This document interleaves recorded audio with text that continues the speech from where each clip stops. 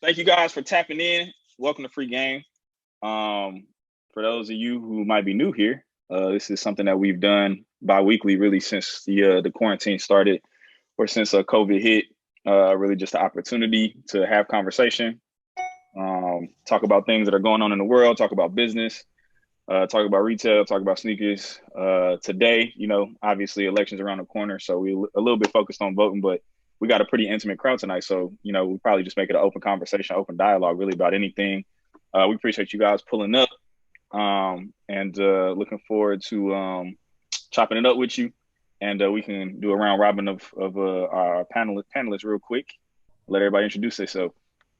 Pale, go first, man. You was here early. Everybody else, what I'm saying, they're making me nervous pulling up late to the tech check.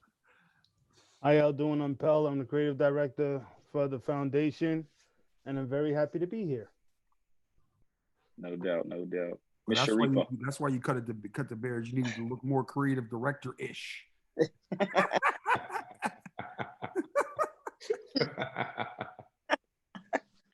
That really wasn't all that funny, but okay. I'm with you, Pell. I only laugh at shit when it's funny.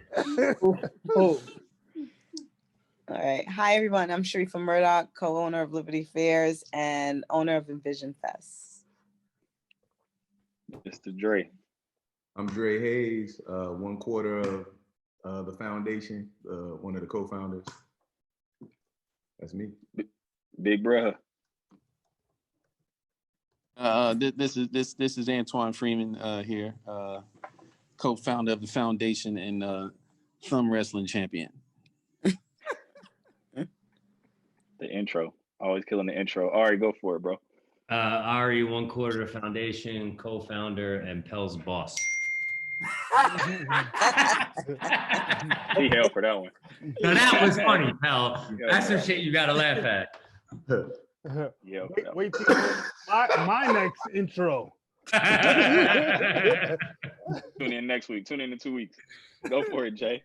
I'm James Whitner, Whitaker Group. Thank you everybody for checking in. No doubt, man. My name's David Butler. I handle community for the Whitaker Group. Quick question. I thought about this when I was waiting for everybody to pull up. I was wondering if anybody remembers their first time voting. Oh, I do. Ooh, and what that experience was like for you. Hell yeah. I had to vote for Gore. That would have been 2001, right? Man, don't give me the line. Yo, you and I missed. We turned 18. Yep. Right in after in November of 97, right? Yeah, so we couldn't vote until 2001. Yeah, we went to college when we were 17, right? So like we missed that first like Bill Clinton era. And no. Now that I think about it, I didn't get a chance because the election's in November. Right. 2001. My ass was in jail. I didn't vote. Now that I think about it, a little more deep. Pass and get back to me on that one.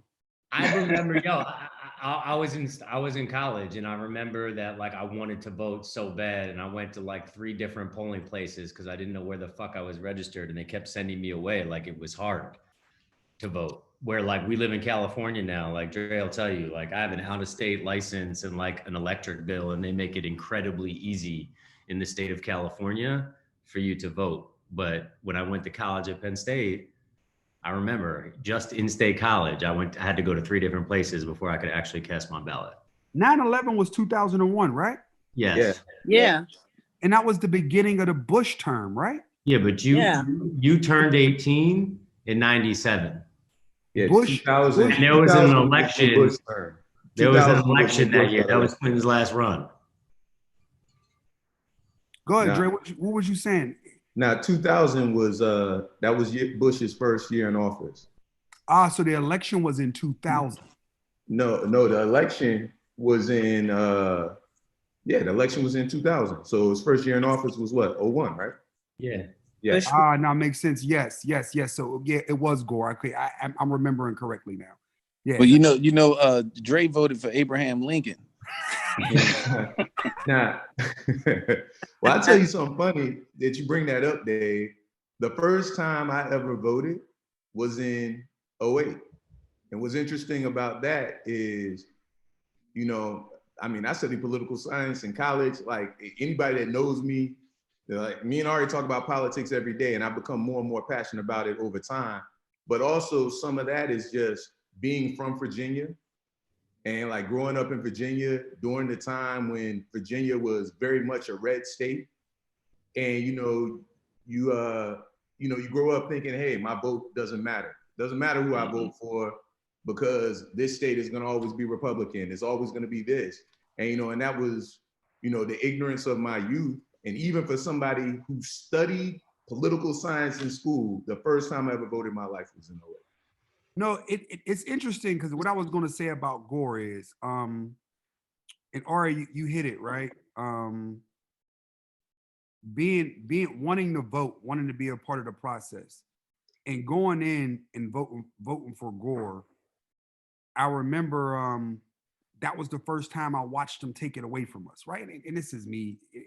Obviously, this is not about the. No, they stole that shit. Florida stole that shit. The Supreme Court stole that shit. Yeah, so watching us get roughed off like this, right? And then the ballots come up in the like water and ocean in Florida and all of that shit. I think at that point, and I was still in Pittsburgh knee deep, and that's why I'm confused because at that point I was under indictment in 2000 and I went to jail in 2001. And I remember it was like, damn, all the things you think about you may not be able to do. And I think it was at that point when it really start realizing like, yo, these people play an unfair game.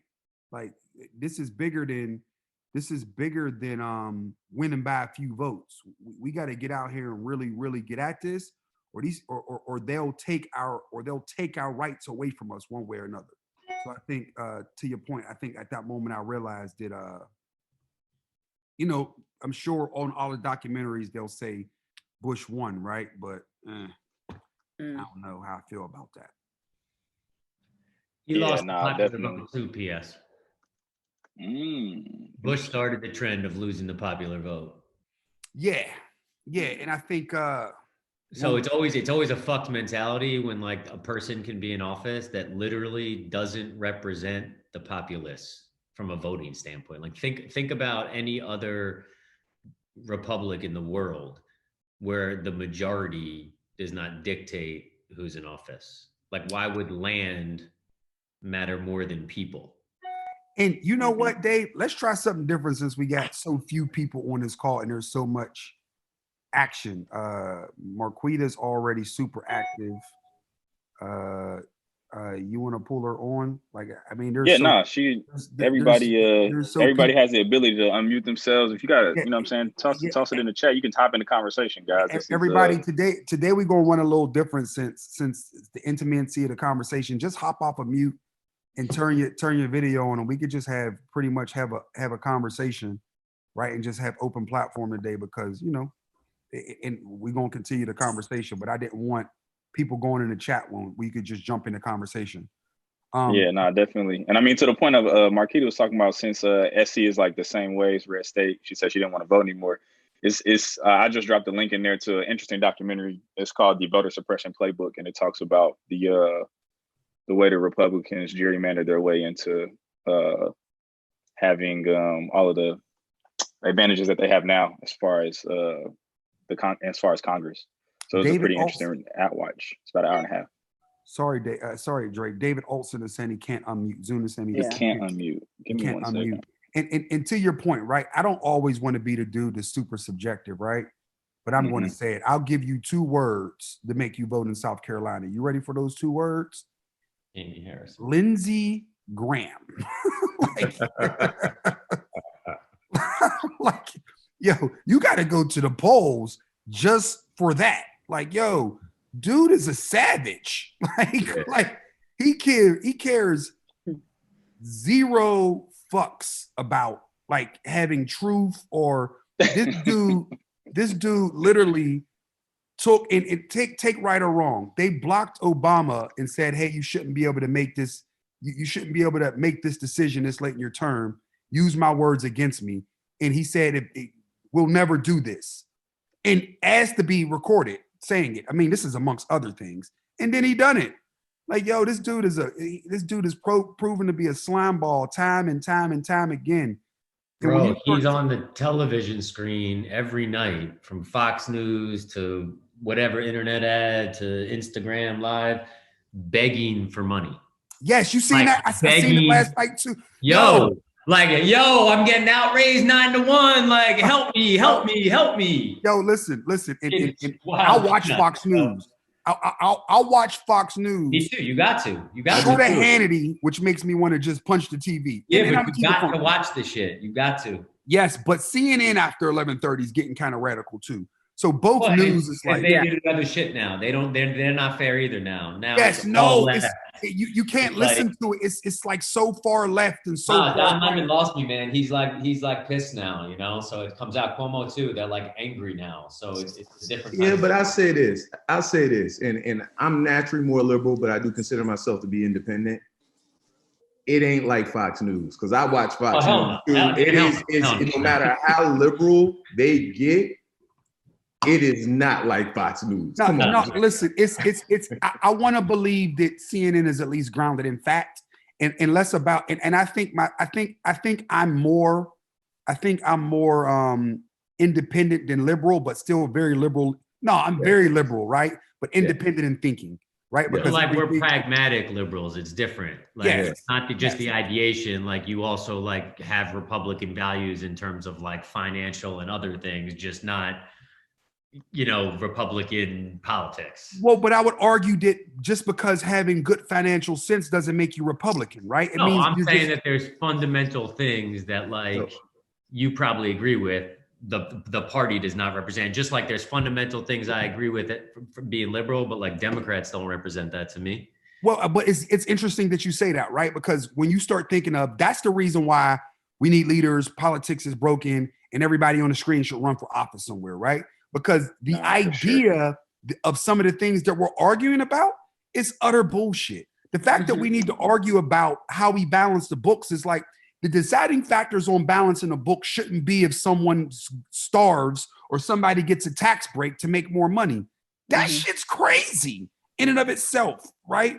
Like, so when you start talking about some of the granular issues that real people on the ground care about and affect real lives, that's the issue. Like getting corporate America out of politics is the bigger issue. The fact that the Supreme Court is allowing corporate America to have a place in politics, that's a bigger issue because it's not really for the people, by the people in that way. The court itself is like a partisan system now. Like the entire reason that the court was built was to be nonpartisan.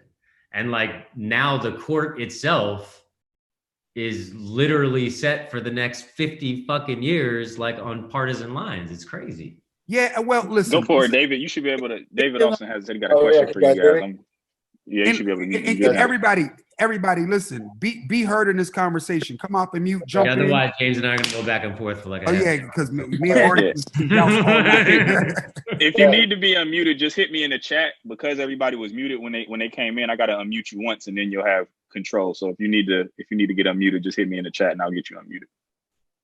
All right, just a little background on me. I'm David. I'm 22. I hit up James last night because I'm a founder of a social app, and then he told me to kind of join this conversation. I'm actually like also a political science minor, so like this is just like I fucking love politics. But I wanted to ask you guys what you guys thought about. You were just talking about people getting involved, but I think that there's a difference between getting involved period and getting involved in the right way. And I think me personally, when I see something like what Ice Cube did when he came up with his platinum plan, which like the intent was there in terms of helping out the Black community. Yeah. But when it comes to, when you have a voice like that, there's one thing to say, I'm the one who's going to be coming up with the solutions. And then there's another thing to say like, I might not necessarily understand exactly how to come up with the solution. So what I'm going to do is I'm going to bring the microphone to other people who have been working on this issue for years, rather than kind of coming up with my own plan and going straight to Donald Trump and then essentially getting like used by Donald Trump just to get some vote, like just to get some electoral votes, when we know for a fact that like if Donald Trump wins, which it's unlikely, but it's still possible, like he's not gonna give a crap about We that. thought that last time too. We thought he. Yeah, thought that last I was time. about to say the exact same He's thing. toast this time, though. I've been But saying no, it. Y'all, all, we everybody no, on here whoa, that whoa, talks to no. We McGregor, need I've to been vote. saying His it. ass ain't Yeah, toasted. don't put that out Let's- there. Yeah, let's don't put that. We're not putting that nah, energy in exactly. the air. No You can way. vote. Nah, vote. Vote. nah. Vote. Yeah, I'm not sure if you finish, guys are also finish what following you were the- saying. Finish what you were saying, David. Oh no, but it was just, you know, when it comes to people helping out, I feel like, especially when it comes to people in the Black community, you know, we see people doing things like Kanye, and then like 20 minutes ago, Lil Wayne just tweeted support for Donald Trump. Are you kidding me? Damn, Lil Wayne. I'm not kidding. He just Lil Wayne did that? Come on, man. Look it up. He just But he ain't getting the most. Oh boy. So- Yeah, That's it's a the lot of thing. quiet No, Trump. to you. So I think if I think I know where you're going, right? And everybody please jump in because you know I'm overly opinionated in some of this stuff, right? Let him Listen. finish. Let him finish. Let him finish. Or are you done? No, you go ahead. Go ahead. No, I was talking about well, I wanted to reply to the intent versus execution part, like Ice Cube Platinum, Mhm. right? Yeah, the Ice Cube Platinum thing, like the intent was there, but when it comes to like, I'm not sure if you guys watched Roland Martin and you watched Roland Martin's interview with Ice Cube, because CNN had Ice Cube on afterwards, and they were just trying to say like, you know, oh, you know, like they were just letting Ice Cube talk. Roland Martin was actually asking him like, all right, what about this $500 million for Black people? And Ice Cube couldn't come up with the answers. Oh, he roasted him. He roasted him. Yeah. I saw it. I saw that interview. and that was his intent. His intent was to roast him. Yeah. Yeah. But to David's point, right? Ice Cube never stood a chance. And David, if I hear what you're saying correctly, is you led in by saying it's about knowing how to get involved, right? And then you went in talking about Ice Cube's intent, and even think about, and I'm going to give Dave a pat on the back for this on our team, Butler. You can't go into a community and try to speak for the whole community without the information, right? You got to leverage the people who have been doing the work forever before you go have that conversation, right? So you can't go in a room one-on-one with somebody who's been in a room for a long time and think you're going to come out with something that's beneficial for all of us. To your point, you're going to get played, right? No one of us had the answer for all Black people, unless you've done the work for the last X amount of time to understand what the real issues are to get in front of. Is that what you're saying? Oh yeah, 100%. Yeah. So like in business, execution's everything, right? Like you can walk into a room. Come on, Dre, and Sharifa, all of y'all, everybody in this room who's been in business. I try to not be a shark, right? Yep. But if someone walks. How's that working out for you? Someone walks in your room. I'm gonna do this. I'm gonna do this to you, Ari, because we had this conversation before. Yeah, I'm opening up this agency. It's called it's not the foundation. We're calling it the core, right? It's gonna be multi-branded. We got 4 partners. Like they start pitching you back to you, right? How you gonna walk out of that? Right? Like first you got to either do 2 things, like kid, level set, come to me with some respect. If you want me to mentor you to build something, check. I'm not going to compete with you, but at least don't pitch me back to me without acknowledging that you're pitching me to me first, right? Second, like, yo, like it's impossible to think you're going to go in. No disrespect. There's certain people's office in this room, certain people's offices in this industry where they say if you go into that office, you better not say a good idea in that office.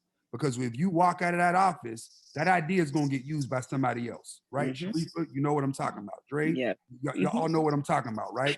There's certain people who are sharks and snakes. So why did Cube think he could walk in a booth and rap without a contract? He's been through this before, Eazy-E, right?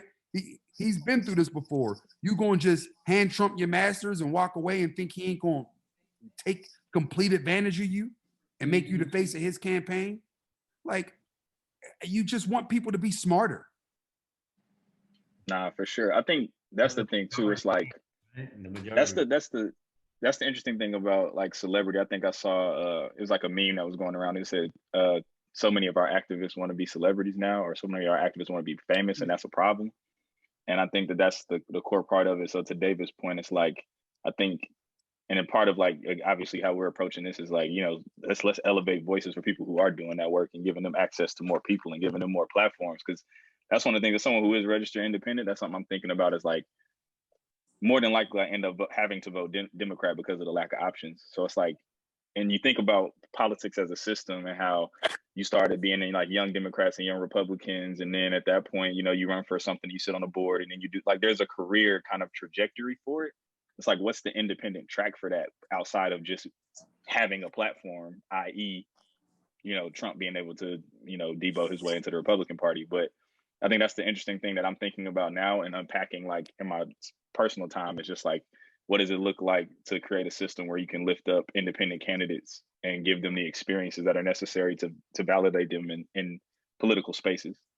Well, as a registered independent, go ahead. Somebody's about to say something. Oh, I was just gonna say, I just saw what David was talking about with Lil Wayne, because he met with Trump today and he supported the platinum plan. But I think that whole thing is a lot deeper to me than that. Also, honestly, I was insulted by the fact that it was even called the platinum plan.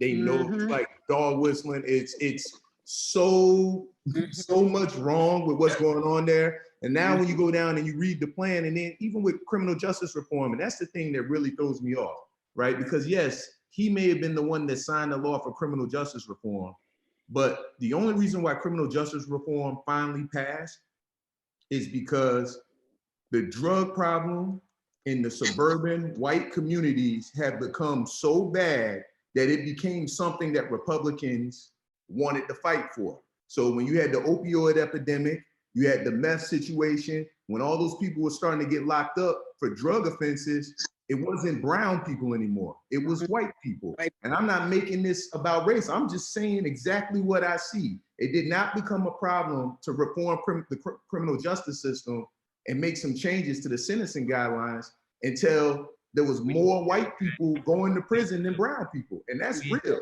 And that's undercover. Me too. It was a bunch of California white boys and white boys in Colorado getting clipped going over state lines with 50 packs and 100 pounds and 300 pounds. And that's when all the conversation about just weed men let them out of jail.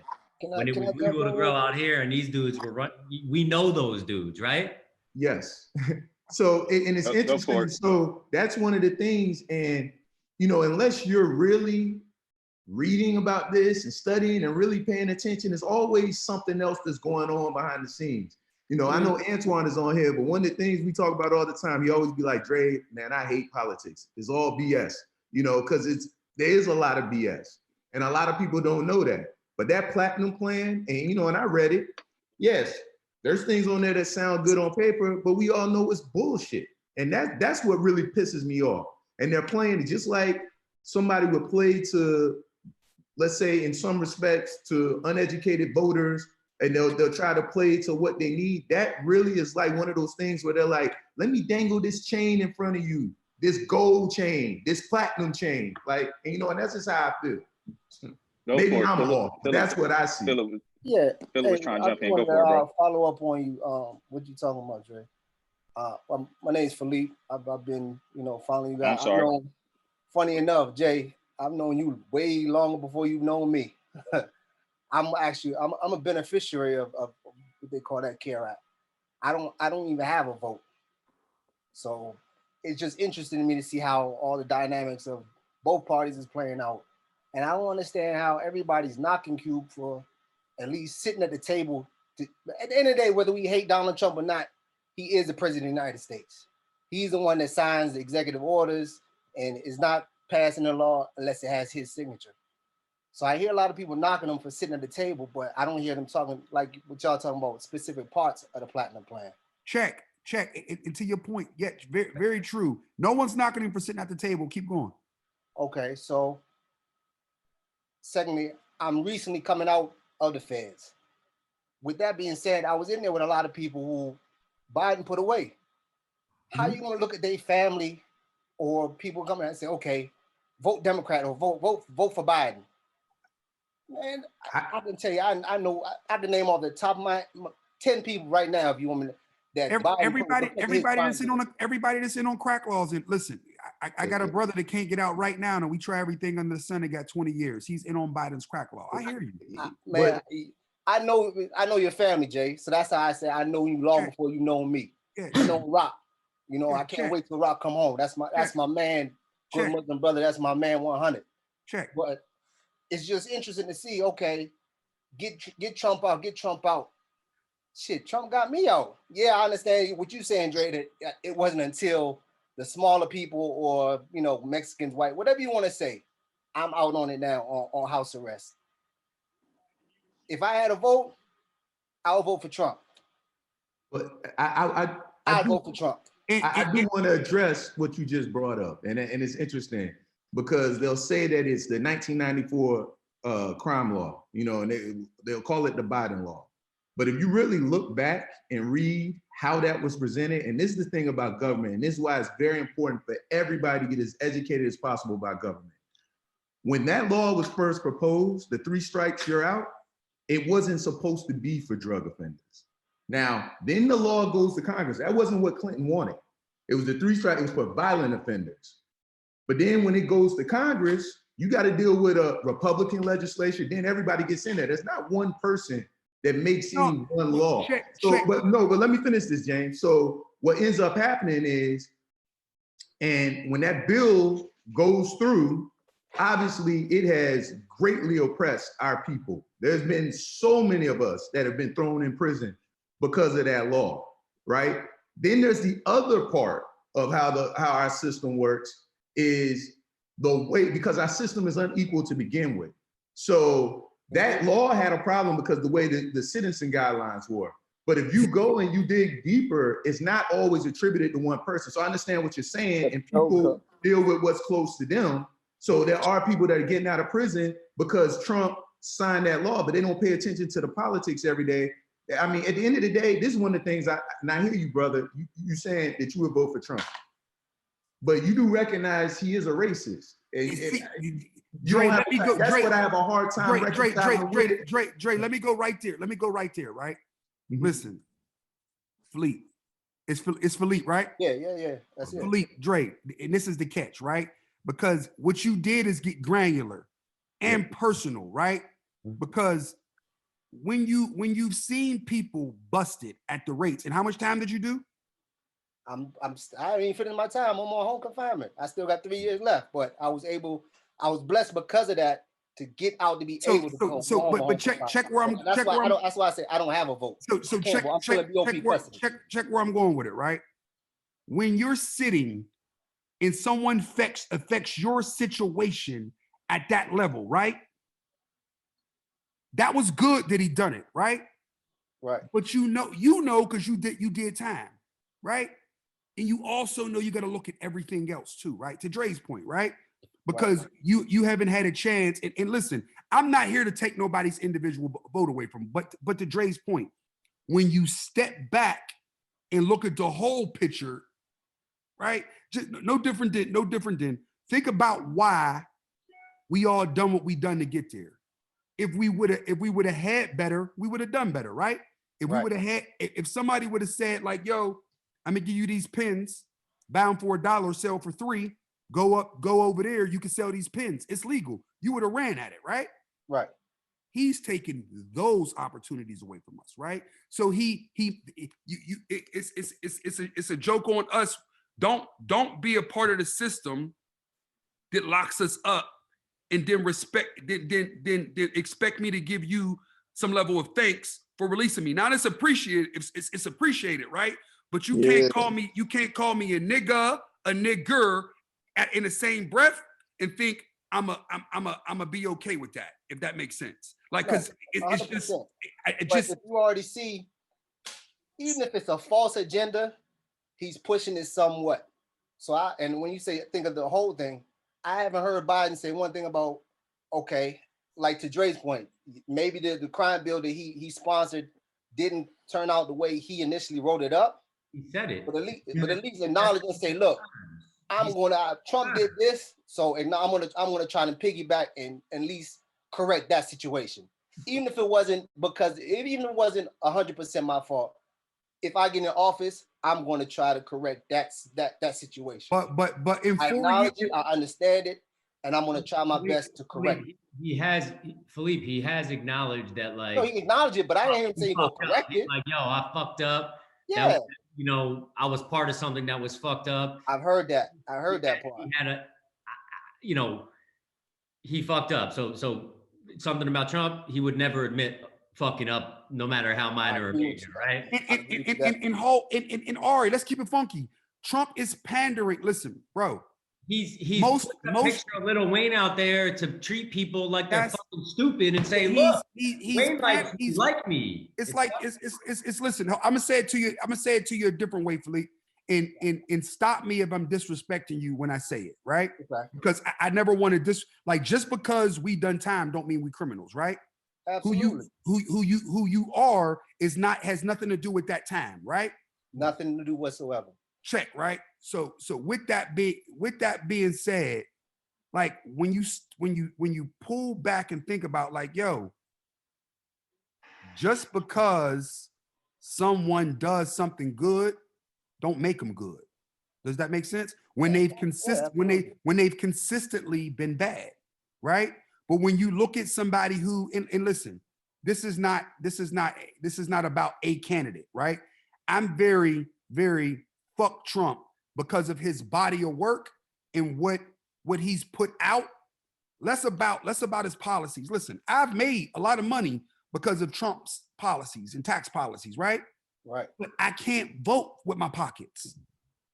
I got to vote with where he's pushing our people. Like, yo, you know goddamn well if somebody ran in that house and tried to get you right now, you're gonna try to beat them with a butter knife, right? Because you can't have a pistol. Does that make sense? Right. But you watch how he's inflaming. Your pockets is one thing, but we talking about freedom now. Yes. We talking about freedom. Yes. You know people, I know people. Yes. That got life. Yes. And you know what I'm saying? Off of maybe the smallest thing, off of weed. 100%. And then listen, let me go into the intimate conversation. Habeas corpus, right? When you start talking about you can't, if you timed out when a new law passed, you can't get out, right? Right. Listen, these people want to do something about criminal reform, right? And it's tough to buy into somebody like Biden that's been there for 47 years, right? But it's also tough for me to look at this dude do what he's doing to our free world, right? And in a world where we're from, and you understand this, right? Because we're from this, right? We from this small little world, right? And I'm talking to you now because we having a different conversation, right? Where the exposure is limited or controlled. Yes, our exposure is controlled where we from, right? Right. But then when we step back, right, in this world, and I love that you hopped in this conversation, right? Because in this world that we in now, when you step back, where you going next, right? In the world that you know this game, right? You know the whole game. So the world that we in now, in this much bigger world, this macro world, how he affects this macro world is very different than how he affects that world. And don't get me wrong, the time that everybody got is real time. The way that everybody's put up against each other is real time. If you know me, that means you know Cheese too, right? Yeah. Cheese been in a fucking hole for 8 months at the end of 20. Yeah. Nigga got diabetes, and they won't let him out. Yeah. So you know how I feel about that shit. Yeah. And I spend my days calling the chaplain to see if he all right in that motherfucker, right? Yeah. Yeah. Right. So you know where I'm at with that. Yeah. But on the other side of that, I got to also sit back and look at the whole world, all of it. The world that we never had an opportunity in this world that we in now, right? We didn't get this shot. Right. So now it's tough for me because remember, I talk about the internal struggle all the time because it's our world, right? And even though it's a blip, it's a world. And it's a world that controls a lot of the macro world.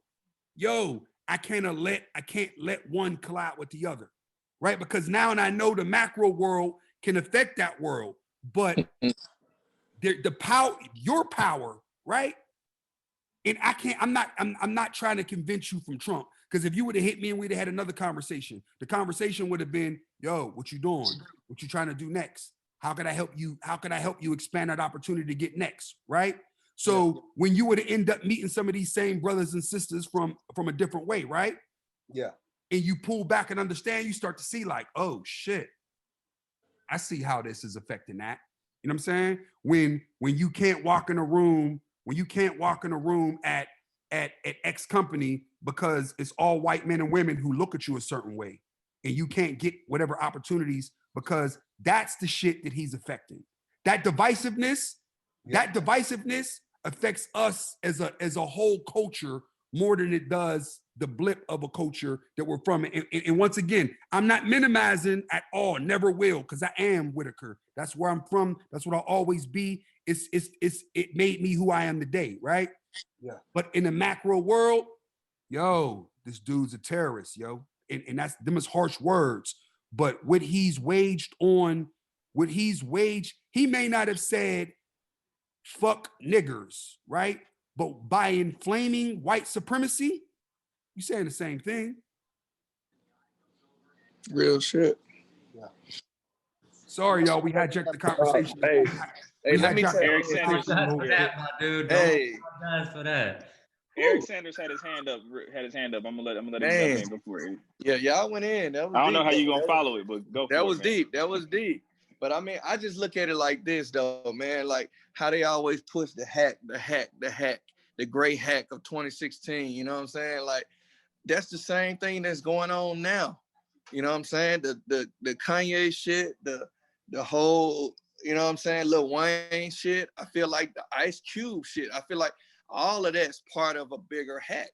You know what I'm saying? Because it's crunch time. It's fourth quarter. Like shit, we got a few seconds left on the clock. What the fuck you gonna do? Throw a Hail Mary? He want to Aaron Rodgers this thing. Yeah, you know what I'm saying? 100. Think about it too. You talking about a man, and now I'm talking more about the people than we are about the politics, right? Mm-hmm. But so let me take it away from the people. Gotcha, man. Moral fiber is like part of being one of the most powerful. Exactly right. Right. Yeah. So, but when you start talking about what's at stake when you're the ruler of the free world, right? Like most of us is in jail because you had a plug or at some level of a plug, right? Yeah. Imagine the level of a plug that he's fighting for. Huge. It's a different. So he's the biggest kingpin that's ever existed because he's willing to go tell black people, I got your back. The white folks been locking you up forever, and he's willing to go to white supremacists and say, what do you need to say? Like, yo, he's the first one in a regular world. I'm gonna say this to you again, because we once again in that blip, how long would it where we're from? How long would he survive? Talking out of both sides of his mouth. It's double-sided pep talk. One day. It's crazy, bro. It's the uniqueness of the political system, man, in what people are able to get us to do, because like, yo, Philippe's freedom, it's his freedom, it's ability to be able to move left. He was doing count time 4 times a day. Now he can move on his own. So the power in having his freedom back is something that, yo, unless you've lost your freedom, you don't understand. That's why I can talk to you. Bro, that's why I took the conversation to me and you for a second, because unless you've experienced loss of freedom, you don't really understand what it's about. And that's what makes this man so fucking treacherous to me. I got a question, and this is going to sound real ignorant. What happens if he guts in presidency again, and he says, you know what, I decided that everybody got to go back? Would you feel the same way? Fuck no. Exactly. So that's what I can only you know what? go off of what he's trying to lock people already back up. done. You know what I'm saying? Like hold on. Go. Let them two go. Go ahead, Philippe and Sharif. I have to go off the track of what he's done or what he's shown he's done, whether it's under false pretenses or whatever. Biden has locked up a lot of people and hasn't gotten them out, and maybe because he hasn't had the power to. Check. So that's big acknowledgments too. That's big acknowledgement. Yeah, of course. Here goes the problem for us. Like, why is it accepted that he did us one favor It's a favor at this point because he could make a decision and change it, and then we all of a sudden on his side.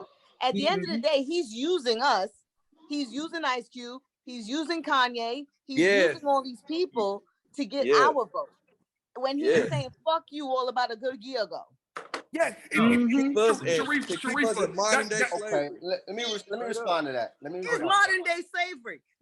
That's real. I know what they trying to take us. Michelle Alexander wrote it best in the new Jim Crow. That's one thing. When you in, you won't read. Michelle Alexander. I'm no fool to it. I know what it is. The system is set up that it's the free labor. They put us behind the bar, the free labor, and that's how the government makes millions off these contracts, and they work the shit out of us as inmates.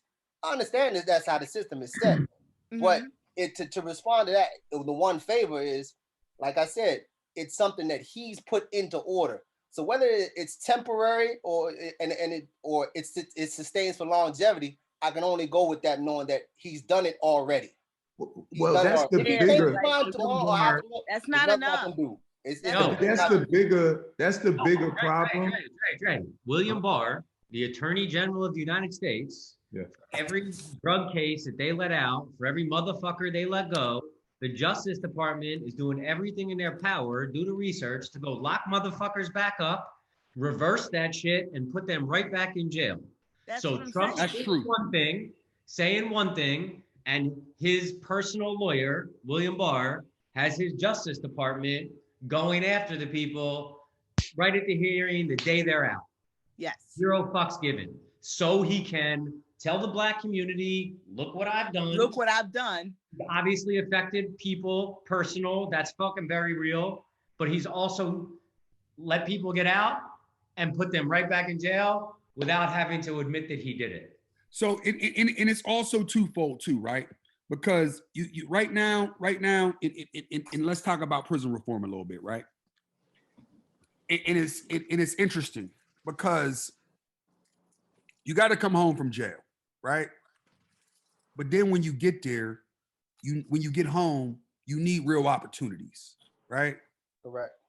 And without those opportunities, we're stuck in our blip, and you never get a chance to get out in the macro world. And to your point, I believe in individualists and individualism, right? And we know there's a lot of strong men, but even the strongest man still needs an opportunity, right? And he needs somebody to unlock the door for him, just so he can go back, just so he can have a chance to not do what he used to do or she used to do to get to a better place, right? Correct. That's the other bigger part that everyone's talking about. The opportunities, it's a facade, it's smoke and mirrors, it's a mind game. Diddy tried to make the point, but I don't think he done a very good job of it when he was saying our vote is for sale. Because our vote isn't really, and he didn't say, I shouldn't quote that. He didn't say our vote is for sale, but that's how some people took it, right? Mm-hmm. So, but for me, it's around us understanding what do we need as a culture. It goes back to the Ice Cube thing. I don't disagree that he 100%. You asked me to come to I got one rule, and our rule is consistent. Always had a conversation. Always right? take the convo. Always take the call, right? You got to take the meeting. But to David's earlier point, you got to be prepared for that call, right? Because if you don't do the prep work, you're going to walk out without even knowing or understanding how you're being used, right? Because, and listen, leverage is part of the business. In order to get, you got to give, right? So some of it's give and take, but you just got to understand and do to Sharifa's earlier point, yo, it's all smoke and mirrors. It's a farce. It's a game. And he's proven it. And it's over 4 years. We thought it was a joke 4 years ago, but money's on the record for who he is. Look at the documentaries. Like he's the ultimate. We let a con man. He's a con man. He's a con man. He's a con man. He's a con man.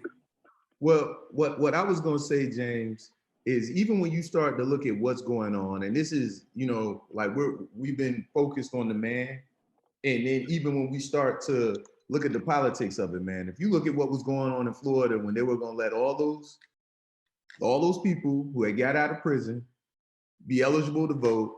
And then the Republican legislature went back in there and fought to make sure that they had to pay. Think about it. Being in debt is American, right? So basically, these people were 700,000 people who would have been eligible to vote. And now they can't vote because they still owe some debt. Like, that don't even sound right. Being in debt is American. It's the craziest thing I've ever seen. And that's really one of the problems I got, even though I consider myself to be independent and I am more liberal. I have a problem with the voter suppression. I have a problem, like, we should be encouraging everybody to vote. It shouldn't be a political strategy to say, okay, if more people vote, this party wins. At the end of the day, we should have as many people vote as possible. And there is a movement in this country to limit and restrict people from voting. And I have a problem with that. That's immoral to me. That's not a political strategy. I call that immorality. And listen, go watch Capitol. Shit, I almost want to do a damn Capitol watching party so we can watch it together, right? And it shows you the power of, like, when you start, if you listen to the Kanye West Rogan podcast, what Kanye saying is true. Like, the idea of money and the people who in power just want to do anything to stay in power. They'll say anything to stay in power. And it's not about what we opened the call on. Like, this is granular. It's about the people. It has to be the people. There's this thing out with Warren Buffett. I seen a clip last night. I'm gonna post it on my stories tonight, where somebody was in a Berkshire Hathaway meeting saying to him, do you think there's something wrong with capitalism and people's social status, with no pun intended, in life? And what he was saying is, there's nothing wrong. I'm gonna mess this up some. What he was saying was, in short, the system rewards some people better than they reward others. The system doesn't reward Black men very well, right? At its base level. The system rewards Black women even worse, right? And then let's start going into employment opportunities. The system doesn't reward teachers and people who educate, but the system does reward hedge fund managers, right? The system intrinsically rewards white males, right? So how do we look at the entire system and balance all those things out, right? Because if you're not looking to balance that system, that's when we have a problem, right? So my issue with our system is the fact that there's no balance or acknowledgement of the things and people who don't have a shot. Socialism sounds good to me if teachers get paid, if Black people get opportunities, if I don't give no fucks about no tax rate. If you know me well, I'm gonna do one thing different. I'm gonna just make more fucking money. Does that make sense? Take a cut, check. I need to make more then, right? Because I understand that. That's real shit. I understand it. Philippe just came home, right? He need a real opportunity, right? Not one that's full of shit, not one that's gonna push him back, not one that's gonna have to make him even consider penitentiary chances. Less about doing it, fucking considering it. And like I know, every motherfucker that come home gotta at least consider it. Well, also the other thing, Dave, I know you be putting stuff up in the chat, but I don't know if any of y'all on here have ever watched the Patriot Act on Netflix. It's discontinued now. There's one about US elections, and it talks about one of the main problems with our election is we have a binary system. You're either for or against. Yeah. So what ends up happening, Philippe, when we're having this conversation, is like, that's what happens with a lot of people. You got three options, really. You either don't vote, you pick Biden, or you pick Trump, because anything else that you do don't mean shit. No, so, and quite honestly, if you don't vote, that's good, that's okay for you, but you really only have two choices, and our whole system is that way. You either got to vote Democrat or Republican, and what ends up happening is people get into their tribes, and they got to accept the bad that they don't like with this person. Sure. If they want to support that person. Our system, because we don't have multiple parties, it's really a flawed system, and there's not enough being done to correct or fix the system. You see what I'm saying? And there really needs to be that needs to be addressed, because there are ways to fix our binary system, but nobody wants to fix it because it goes back to what James said. It's two parties that are in power. So what are they going to ask for? They're gonna fix the system so that they both got less power? No way. They're gonna fix the system, because if they fix the system, that means they need to fix themselves. Which is listen, this is what I'm really talking about. This is why voting's important, right? And Fleet, this is why your vote is more important. And I hopefully cast it how you want to cast it. But check, that is right. Yeah, I forgot that point. Yeah. But here's the bigger point that I'm making, right? The reason why, to me, some people, like you look at AOC, when people say she's radical left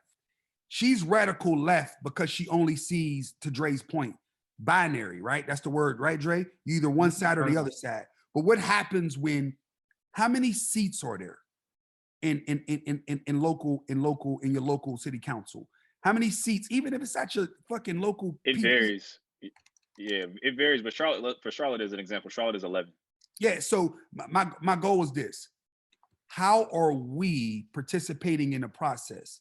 Not as just people voting and electing. Like, yo, David's in a political science minor.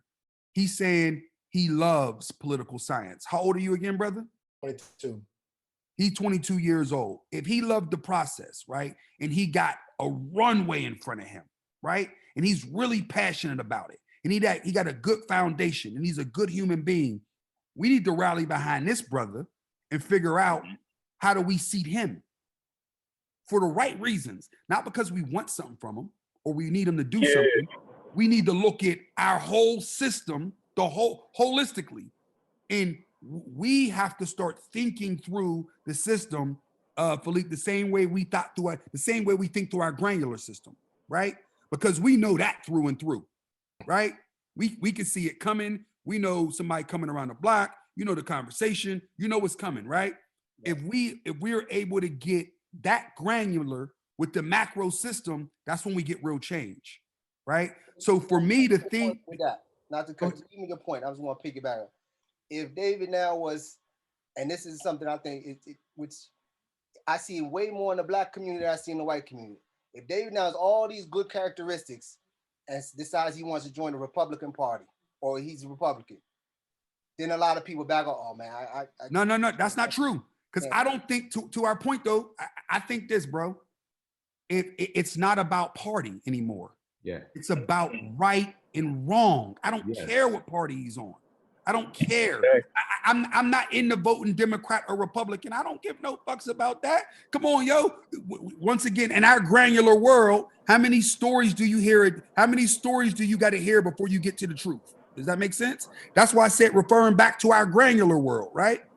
So if we take that same thinking into the macro world, don't make a difference if he's an elephant, a donkey, a roach, or a rat. That makes sense, with no pun intended, right? It's all about his ideology, what he believes in, what he stands for. That's what looking at a candidate is about.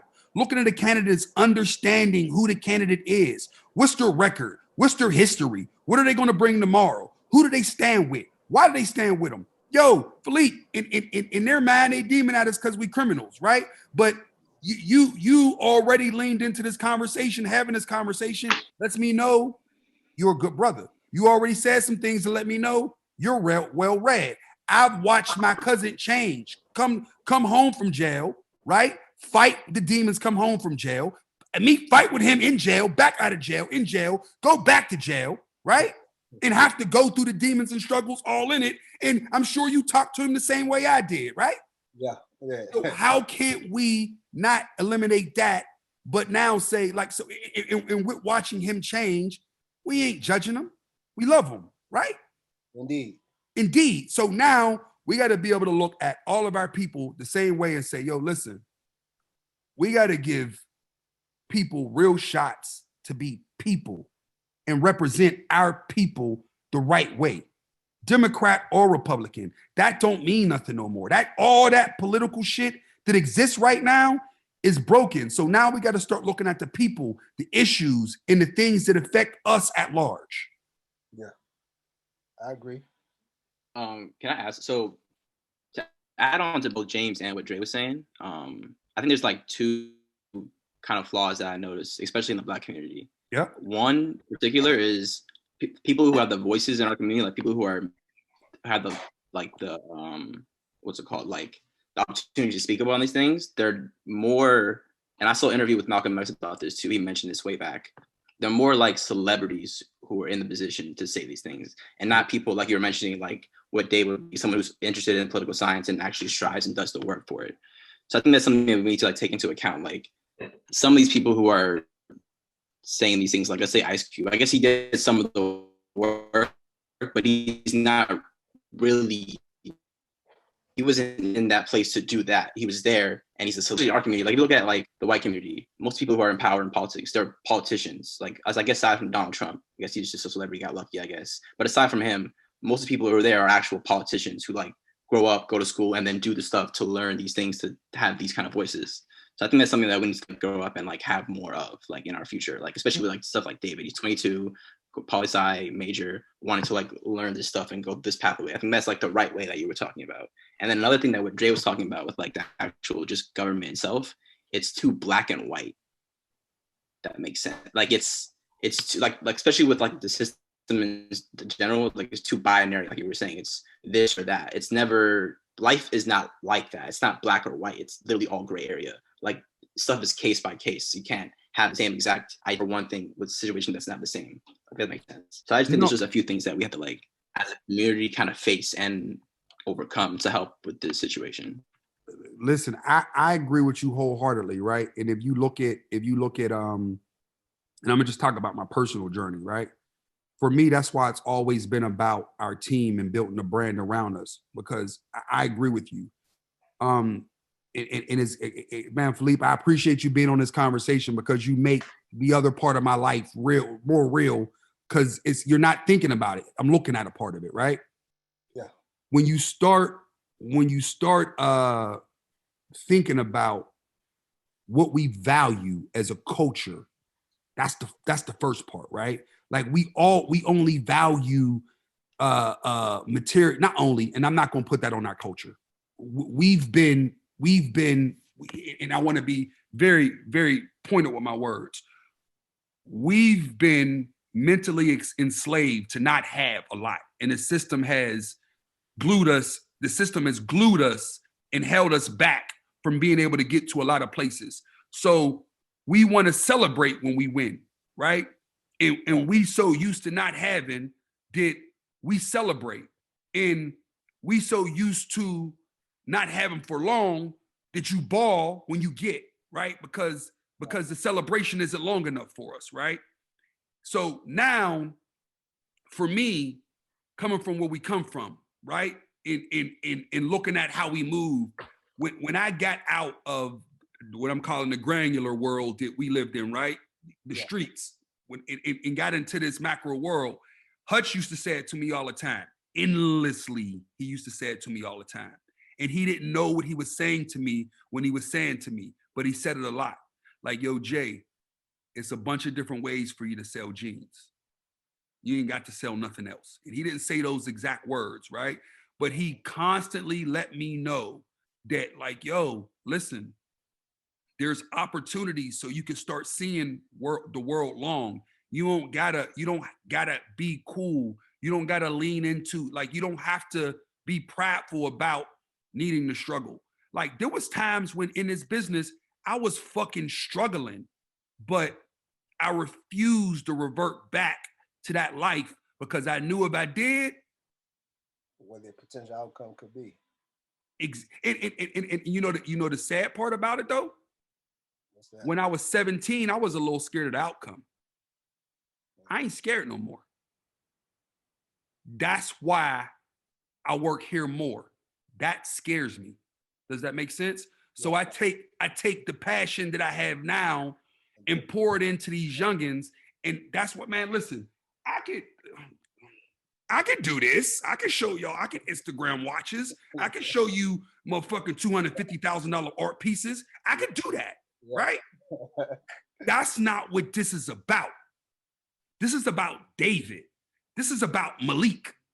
This is about youngins and letting y'all know, like, yo, y'all, the children are our future shit sound cliche as hell.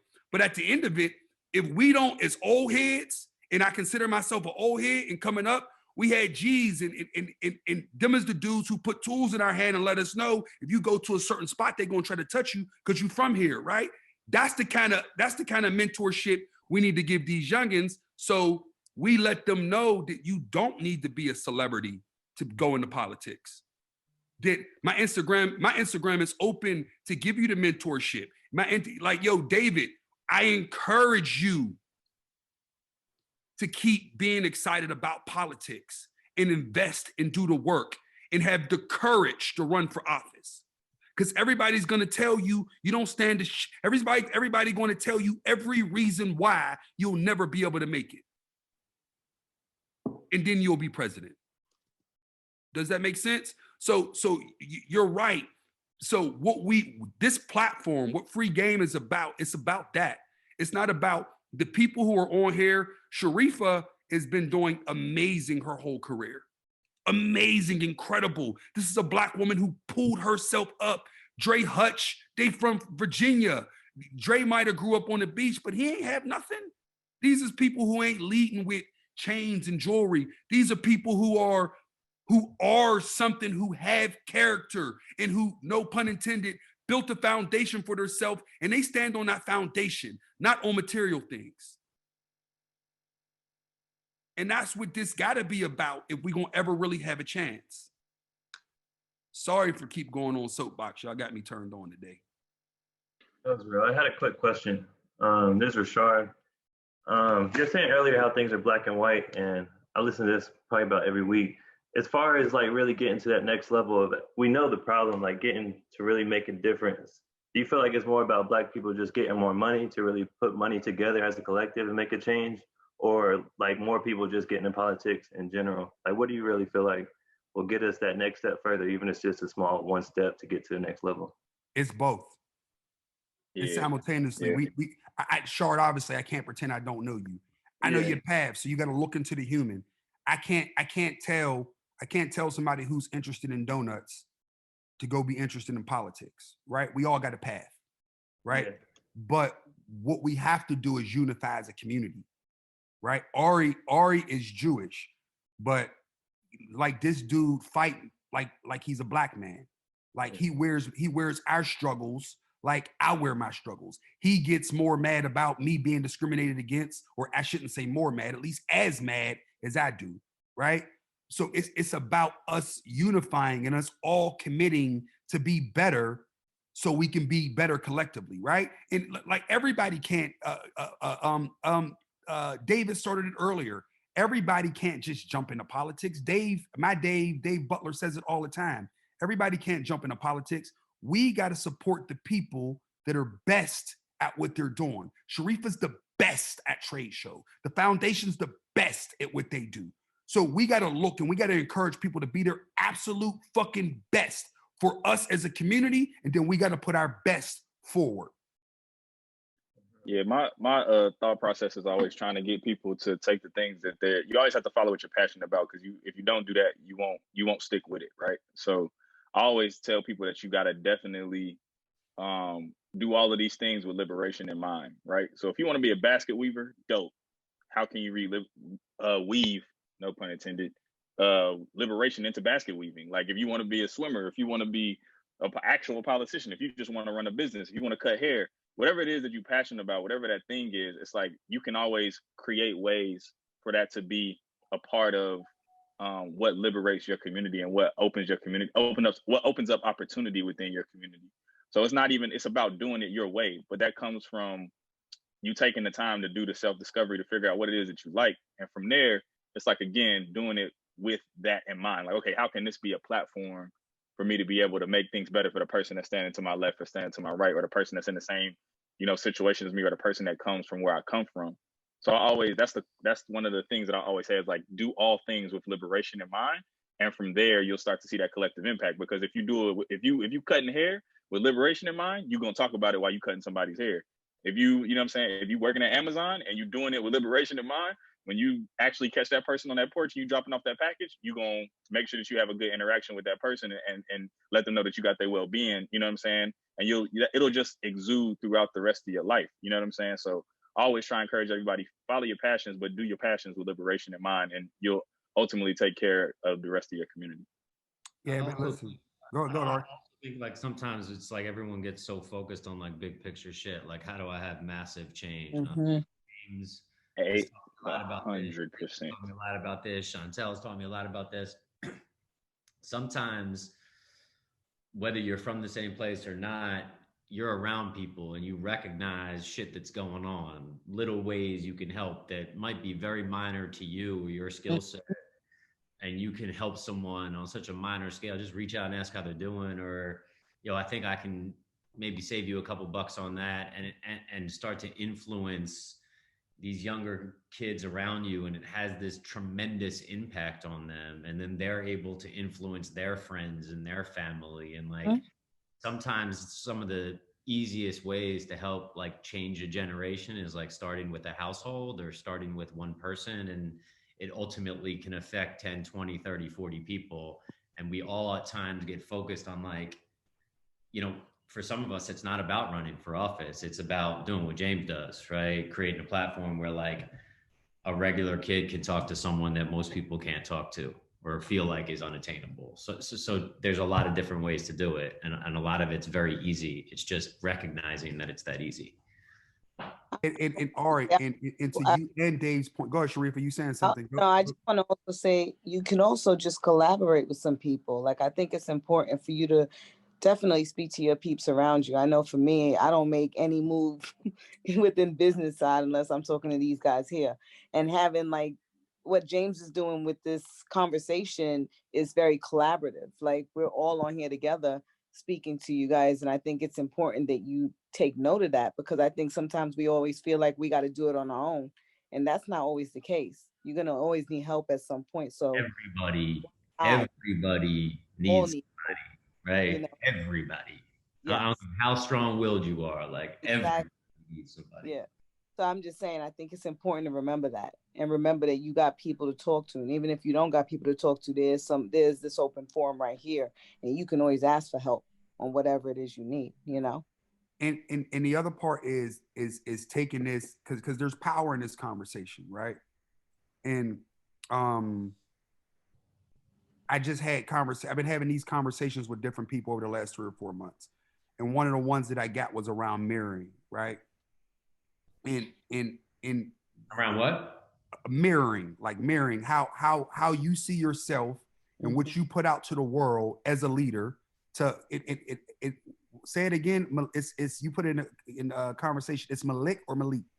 Oh, it's Malik. Malik. Yeah.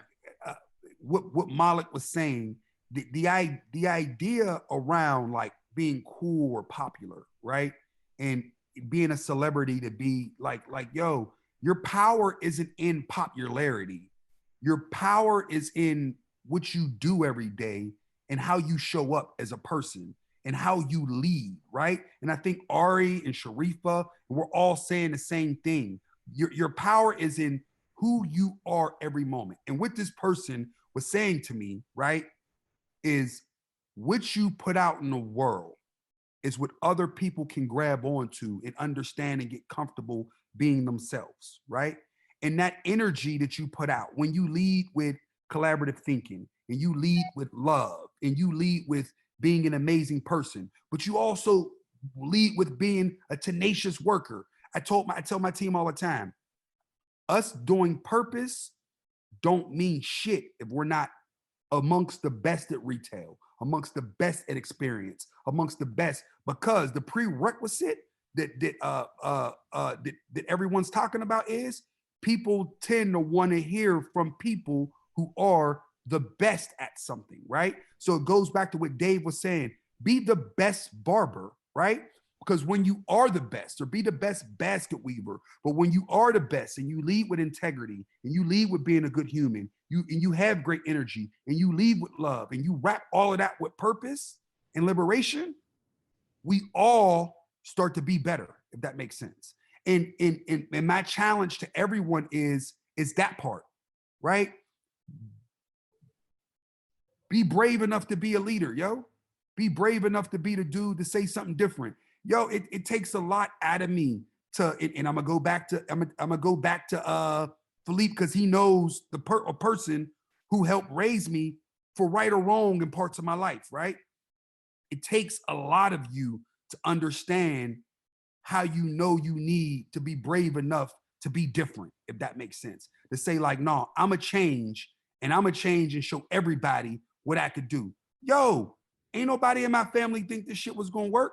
I could call PK right now, Keith, as we call him now, and he'll tell you the stories all the time. He thought I was out of my fucking mind. Right? Don't be ashamed to show your successes. And I speak to all y'all there, because I've heard, you know, Dre, Sharifa, with, you know, some of y'all get tidbits of y'all successes. Put it out there. And the reason I say put it out there, because the younger generation, they look into the wrong people, and they value success in what they see that's material, which is the wrong thing. But it's what pulls them in. Yeah. If y'all show that y'all have success from the businesses that you do, they'll think twice. Oh man, maybe I don't need to do that. If I see Jay doing, he got the new Benz, or he got all these car paintings. You know, Sharifa, she just got a new, she got 2 apartments beside each other, don't only live in one. Damn, Dre got, well, oh man. And I don't have to look over my shoulder every day. You're right, bro. And you know what? I love the fact that he's. That's a good call out, bro. I love the fact that he's been here before. He done been on. He be listening. Because you're right, Philippe, but James does show it. It's just he ain't showing you the car he drives, but you walk into one of those stores, you know the motherfucker's successful, right? You go to Liberty Fairs, you know Sharifa got paper. Like, so. But Ari, what he's saying is different though. Our community, we want to see it because we look like combat behind the wall. Looking at it, oh, man. No. What he's saying is different, Ari. What you saying is if you know, you know. But the youngins. I get exactly what Philippe is saying, man. Right? The shiny things make them say like, all right, I can get that shiny thing, and maybe it wills them someplace else. Yes. And I get that. Right. The other side of that is the more shiny shit you show, the more you're doing this. Yes. Oh, yeah, you're right. right. Yes. So, like, that part. So, yeah, like, there's that side. And Philippe, I get what you're saying, because a lot of these dudes are renting that AP, right? They renting that Benz. And he might have bought his for cash, and he can show you the papers. But you know, there's also parts of that prevents him from. If you still connected to the community, you don't have to look over your shoulder. Check. Well, listen. In you too. Huh?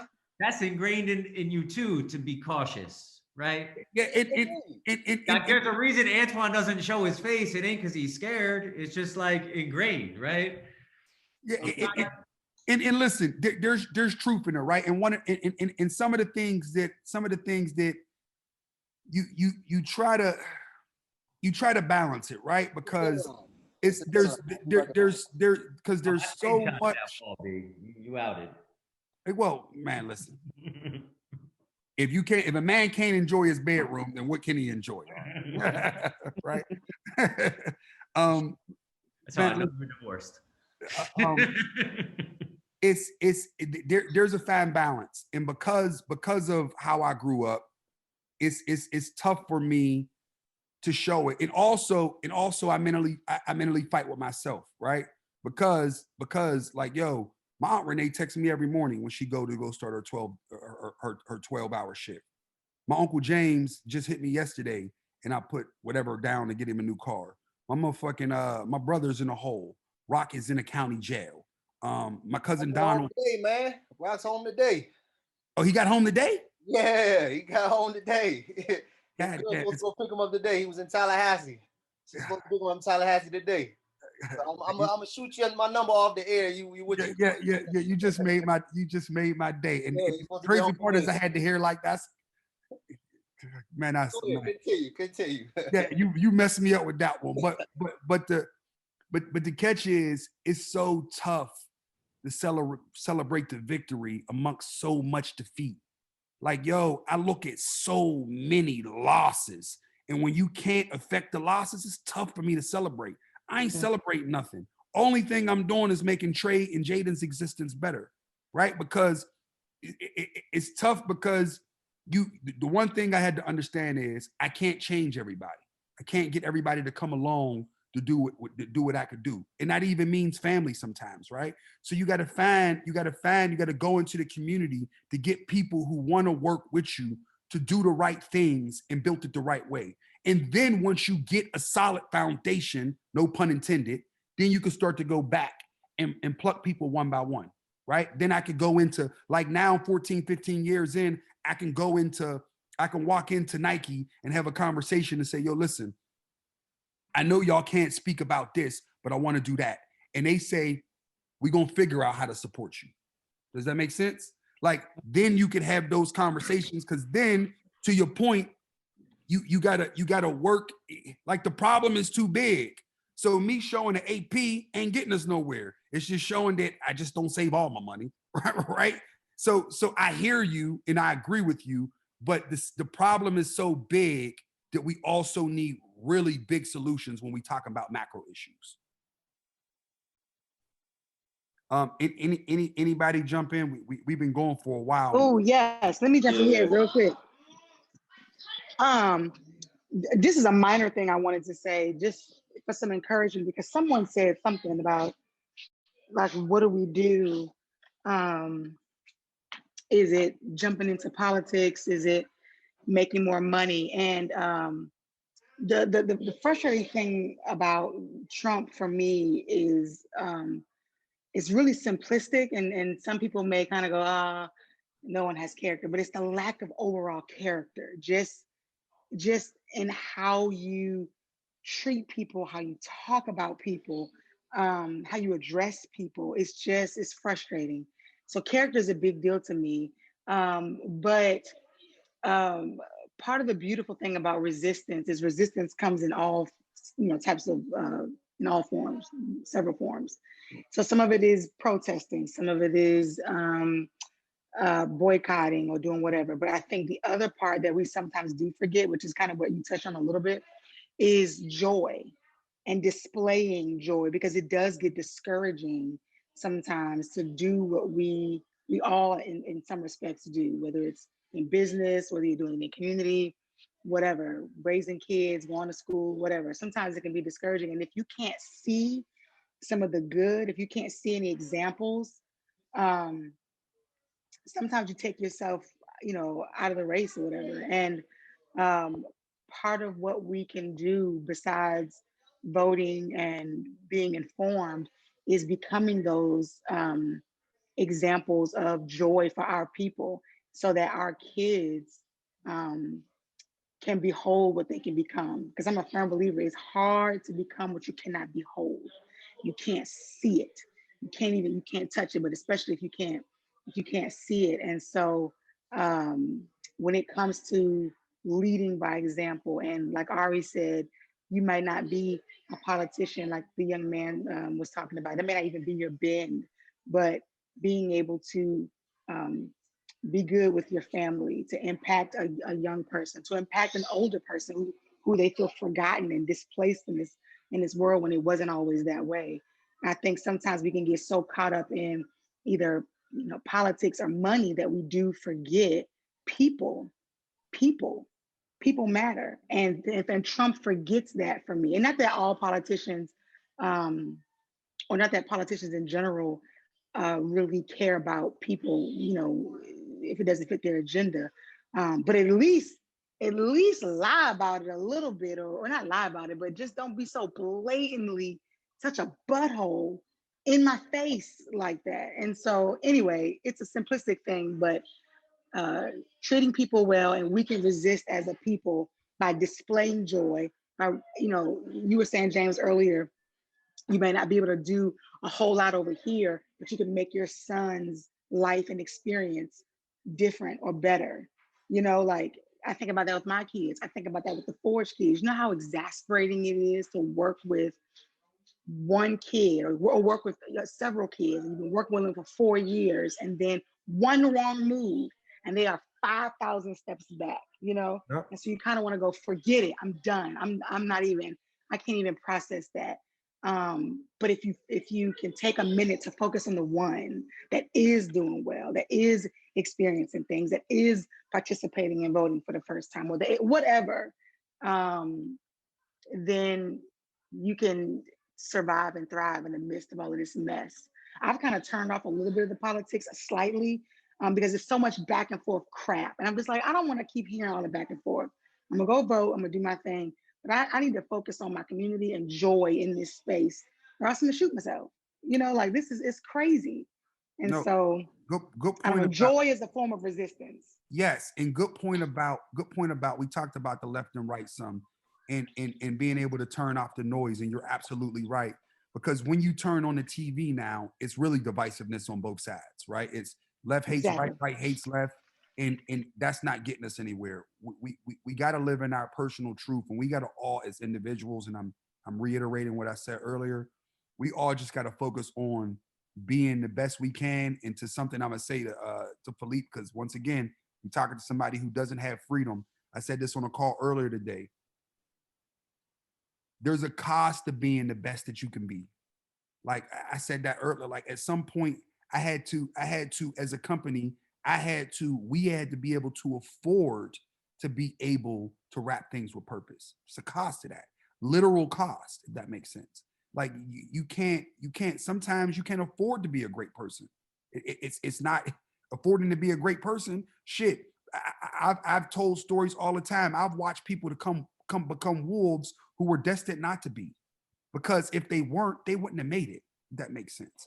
Like evil and divisiveness can transform you into something that you don't want to be. So to Chantel's point, like you got to be, you are what you eat, and you are who you hang around. And if there's not a community of positive things and positive people, you become the bullshit that you see. Indeed. And all Period. Chantel's point, I know all too well what it is to be forgotten, and a lot of the comrades do. Because for whether it be family, even worse, society, Yes. you gone. You gone. You're not a second thought. When the COVID broke out and we were in there, y'all thought y'all had a fear? Shit. Man, listen. Shit. Being in jail is 12 deep in a room. Up in next that to being dead. shit. I Y'all can't thought even fears? imagine. And it's, I don't care what they saying about COVID motions. Don't work. It works for very few people. But with that, I want to make sure everybody got anybody got any questions. Yeah, I think D'Angelo was rather jump in. I didn't have a question, but I wanted to piggyback when she was saying like it's kind of sad, like how politics is these days. I saw interview.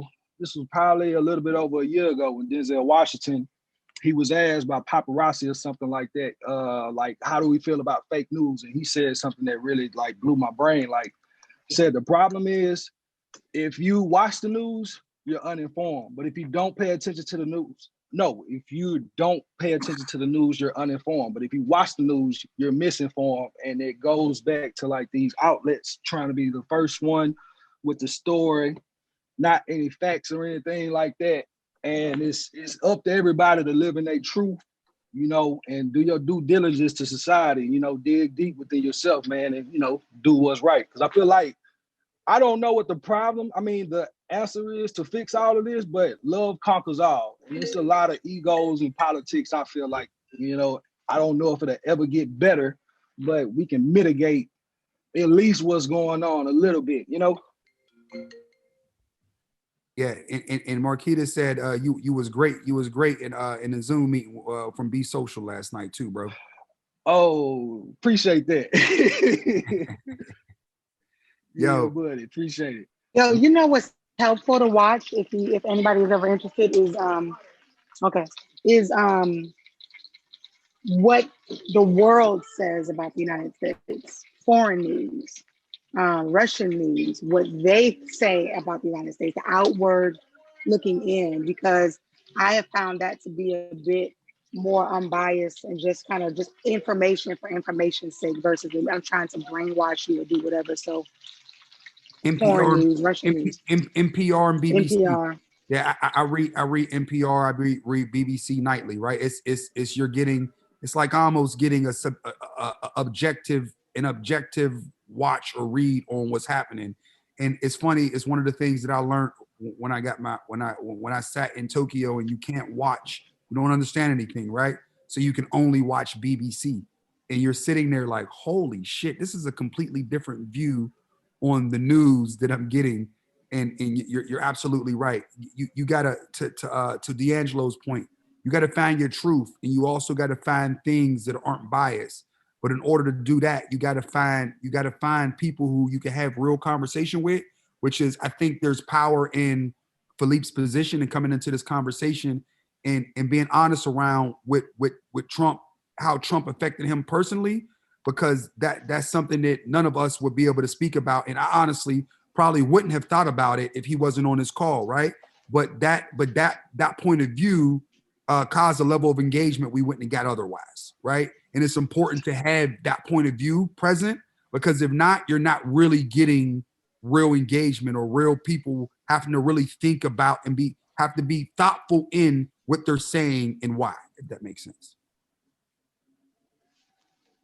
This conversation needs to go on. Like, it doesn't need to just go on during the presidential debate. Like, this is something that needs to go on throughout the whole 4 years, getting deep into the communities, learning how to enact with the youth. Because one thing that I do see with the youth, the approach is wrong. And, your approach got to be right with everything you do, So I feel like if there was, some programs that people put into place in, urban neighborhoods and things like that, that's year round, that, connects to the people, you can throw the knowledge within voting, to them about everything that's going on. That way, when presidential time comes, they're locked and loaded. And most importantly, they're participating in the local, because, those are the people you can call right away and get in touch with and make a real change. But a lot of people don't know that, No, 100%. Where you at? Where you live at?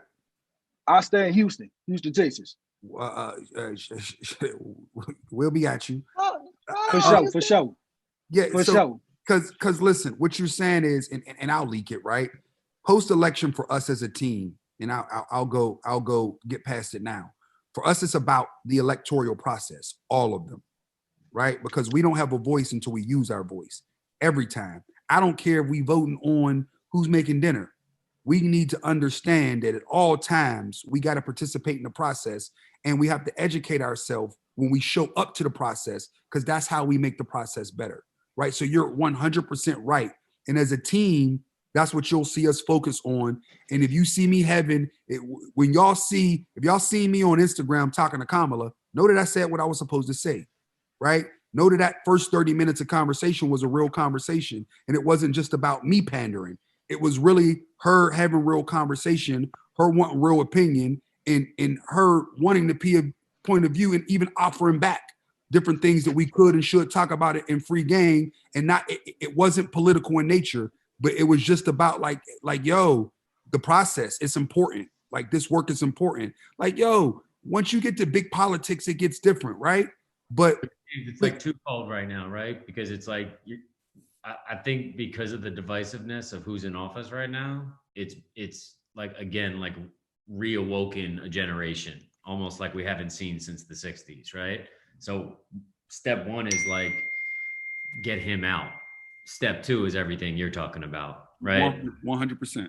Step two is level the playing field. And third, clearly Chantel's making dinner. Yeah. But no, I think that's. Go ahead, Dave.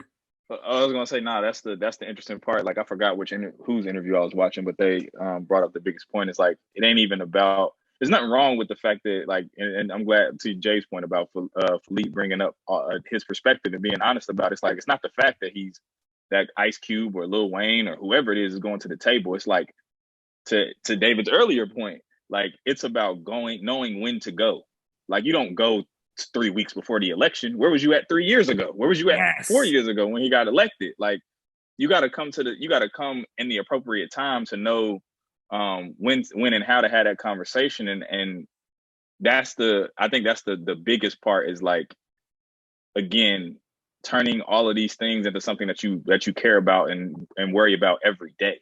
Like, if you listen to NPR, for the next 4 years, I guarantee you'll be ready for the next election. You know what I'm saying? Just off of the strength of what they're reporting and how they're reporting. You layer that with paying attention to one full cycle of your city council or one full cycle of your state government, and like you'll be miles ahead of, you know, your peers and the people next to you just off the strength of incorporating it into your daily flow. Like if you literally just listen to NPR while you're in the car, while you're driving that 15 minutes, you're going to pick up so much information in that 15-minute drive, going to the gas station, going to the grocery store, whatever it is. That's just going to be able, that's just going to, it just adds in, right? And then next thing you know, that same 15 minutes that you was listening to NPR, now you're listening to your city council meeting in that 15 minutes. You know what I mean? Because it's Facebook live streamed or whatever it is. Like, it's just about including it into your everyday process. And I think that as we talk about next steps, like to James's point and to leak, you know, that's our goal, is to do that and to spread it as many markets as we can and as many places as we can, and provide models for other people who are like us that want to be involved, right? And it's a very interesting time, and like during this election period got tapped in with some really crazy groups that are doing some amazing work. So I think that we'll continue to see shifts and waves with this next generation. It's just about getting past this moment so that we can actually get to the next steps to actually doing the real work. There's a lot of people that are ready to be mobilized after this time.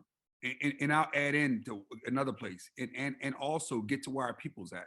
Get into the struggle. Yeah. People spend time going to Haiti, but I need to spend more time going to the housing projects, right? Like understanding why people keep telling me, well, I don't understand why youngins is killing each other in Chicago. I understand exactly why youngins is killing each other in Chicago. You want to, like, them is the issues that they're all. NPR is one part, city council is another part, but you can't be scared to get into the weeds and understand what's happening with these youngins. When they hopeless, what do you expect to happen? If that makes sense, because they're just now supporting each other the way they know how to support each other, if that makes sense. And the only way you get them to change is by getting them to change and going in and understanding where they are at, and then understanding, being able to go in and take where they are at and help them change that, and go into city council and say, you want to slow down killing in Chicago? Let's start here, here, here. No one's killing if everyone's eating. And that's just not on the top side.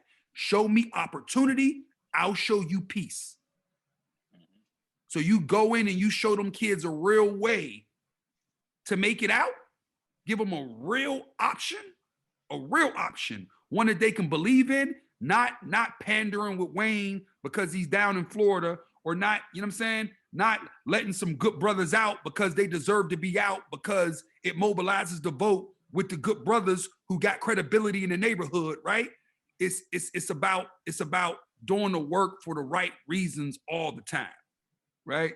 And we could go on about this conversation all night, so I'm gonna be respectful of everyone's time because I'm on one tonight, but I needed this.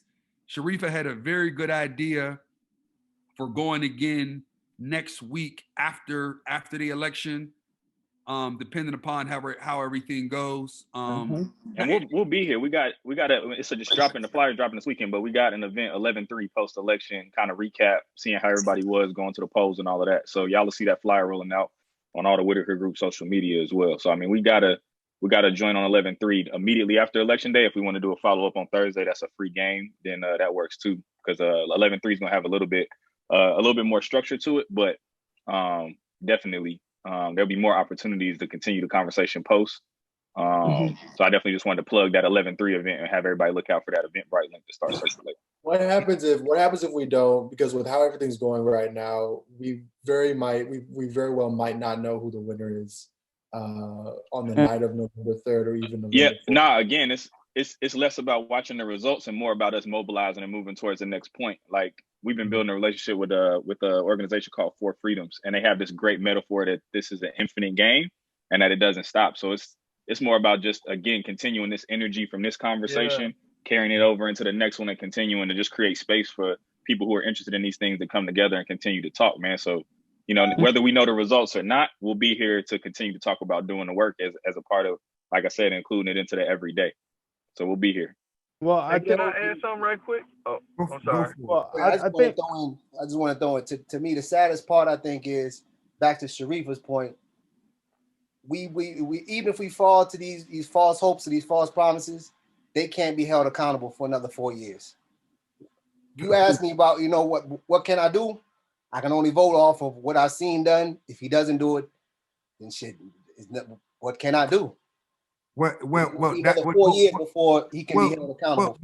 No, that's not true. I think the thing that we got to do is understand there's power in mobilization. Mm-hmm. There's power in our voices, and there's power in our everyday action. And listen, to the point we made earlier, and you made earlier, these kids, the youngins respect being able to see it, right? For us, it's about for us continuing to drive home, being amazing at what we do, all of us being amazing at what we do. Because if once we're amazing at our superpower and we surround it with purpose, then we know how to mobilize individually and collectively.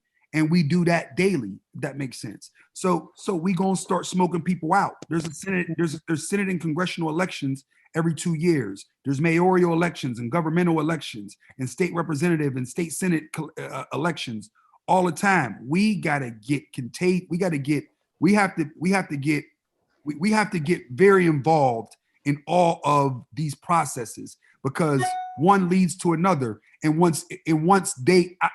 if we do what we do every day, when we get to the 2024 cycle, they got to start thinking about how they're gonna get people to vote, right? No different than you start looking at a market, right? 4 or 5 years ago, our market, the retail market, was a lot about collaborations and hype and all of that shit, right? That shit's less about that now. It's more about authenticity and how you show up and who you showing up for and what it means. Is collaborations important? Fuck yes. You still got to get people excited, and you still got to move them, and you still got to be able to connect with product the right way.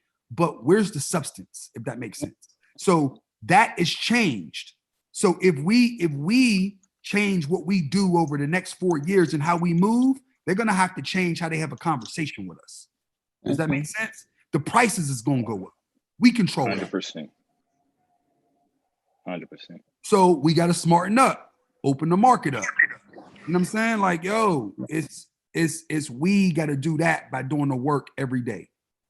So ultimately too, that work, once that work gets done, like at that point, anything you get from a politician or anything you get from the system is the cherry on top. It's the icing on top of the cake. Because if you do it every day, you actually start creating that change without the politician. Like, we doing it with our own system. So it's like, we don't necessarily need to even interact with you at this point. Or at that point, if we've done the work, we're putting our own person forward to be in that position. You know what I'm saying? Yeah. So it's that the problem starts to correct itself once you do the work and you make it a part of your every day.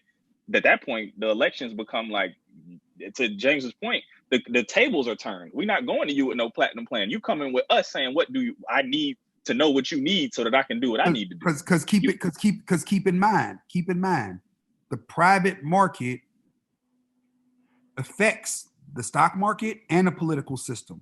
How we function as individuals will dictate how they have to move in the business world and the political world. If we all say F you XYZ company, we ain't spending no money, right? That affects their bottom line. That affects how they move. That makes sense. What politicians. Well, I'd like to add something, piggyback off of what you just said, James, because if we have seen what true mobilization is, and that was through the riots. We saw when we come together. Yo, would you ever expected to see a cop kneel down, even if some of them, they didn't even mean it, but we had a different action that came forth. It's the same thing of dealing with lobbyists. Like, lobbyists are corralling power through dollars to the politicians to do what they want. We have never really come together to lobby for ourselves. We know what the problem is. We haven't lobbied for ourselves. We already know we create cool. Our biggest asset to this country is our sweat. We entertain and we bring them cool. Yo, we got to come together and be like, yo, we not doing XYZ. We know we need to do that. We rather mobilize, and it's the same story. We rather mobilize on some dumb shit than people we know who are fucking with us. Man, Yo, wait, one last thing, like, and not to what David said. He asked, like, kind of like, what's the purpose? We may not know what the outcome is next week. The thing is, there's going to be more conversation, and it's just like going to the gym. Yo, you got to keep on working out, got to keep on having these conversations. Right. Only in a place of pain do you have change. And we've been hurting. 100%. Man, listen. The thing is, I hate to be cliche. We all gotta win, man. True. And we can. We just gotta all individually be willing to do the work. And it starts with us. And we all gotta feel it. The person who your energy is contagious, the people you talking to, the people you around every day, it all gotta be about us all winning all the time. So we all gotta give up. We gotta all look at how we're treating our neighbors, the type of energy we putting out to them, how we're helping push people up. Because like, yo, you may be down right now and somebody needs to pull you up. But when you get a second, yo, pull somebody along, man.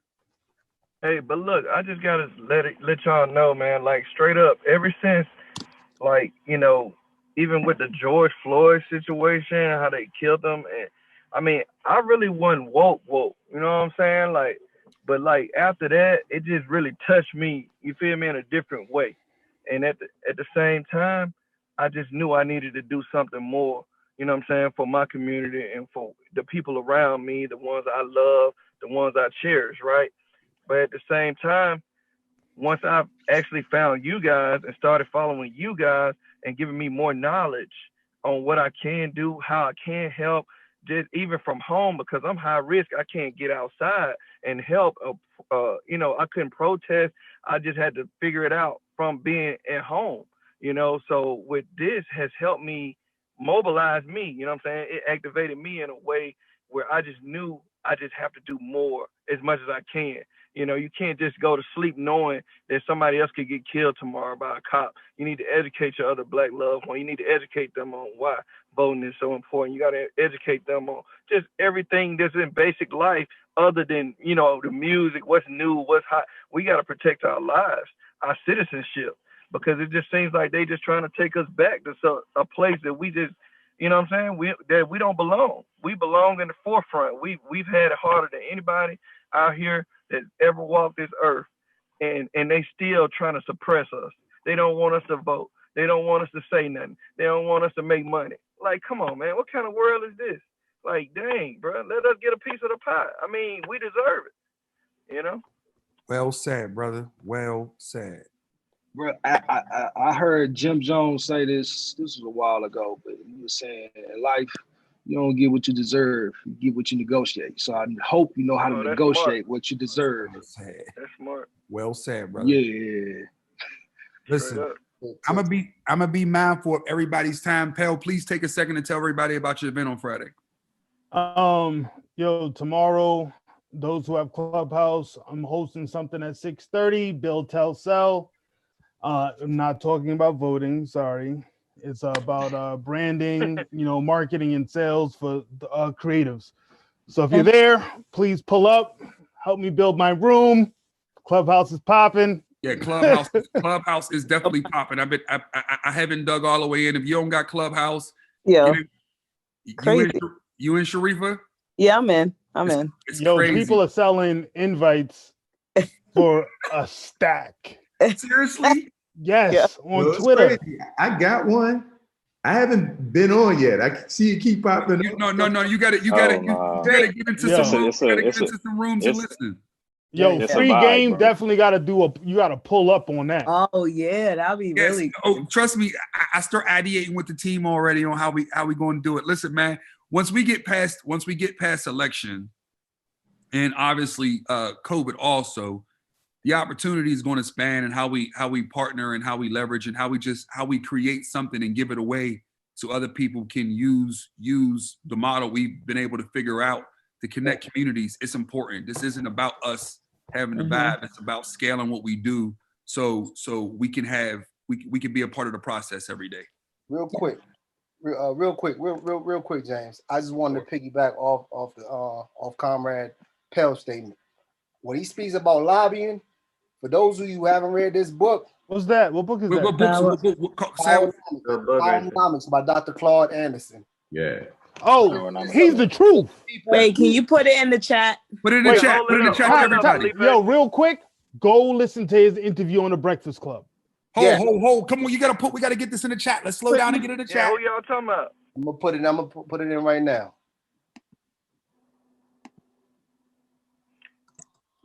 Is that guy y'all talking about? He's super woke. I'm trying to think. I feel like I heard his name. Yeah, no, it's funny because I seen the Breakfast Club interview and didn't listen to it. Yo, that interview is a beast, bro. That dude's amazing. Yep. I think I know who y'all talking about, man.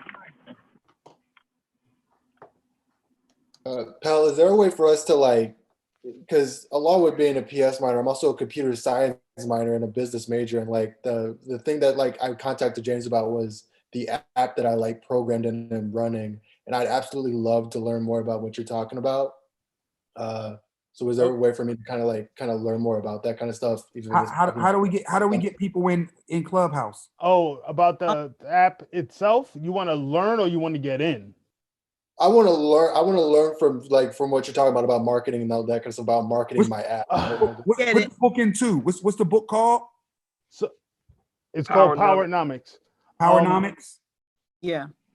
As far as Clubhouse, you need to have somebody who's in to get you in. They got to send you an invite, or you could get on the wait list by going on. It's only for Apple right now. As far as Pal, send a man an invite, man. Give him. I don't have any invites.